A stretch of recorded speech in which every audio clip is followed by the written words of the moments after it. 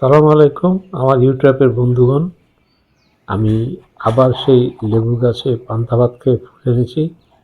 এই ভিডিওটিতে আবার আসলাম।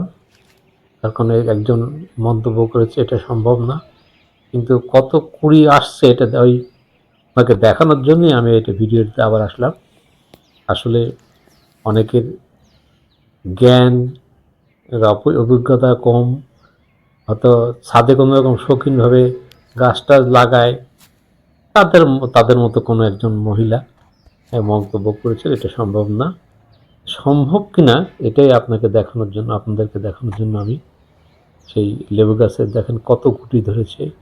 একটা গাছে কতটা আসতে পারে, হাত পরাগায়নের মাধ্যম দিয়ে যেটা সম্ভব আমি বলেছিলাম, আমি পরীক্ষিত যে আমি হাত পরাগায়নের মাধ্যম দিয়ে করতে বাধ্য হয়েছি। আমার আবহাওয়া ছিল এতই খারাপ যে ঘন কুয়াশা পড়ছে, যার জন্যে মৌমাছির আগমন ঘটছে না। আর মৌমাছির আগমন বা কোনো পোকামাকড়ের আগমন না হলে পরাগায়ন হবে না।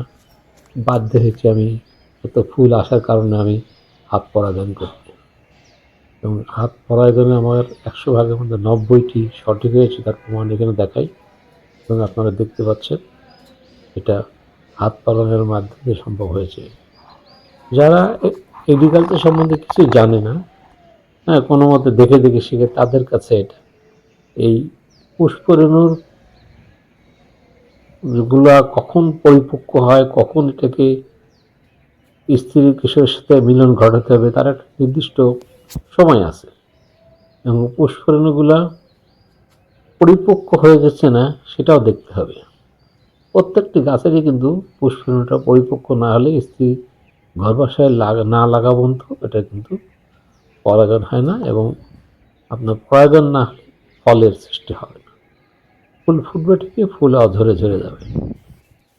আসসালামু আলাইকুম ভাই, এবার আমরা শেষ করছি। আল্লাহ হাফিজ।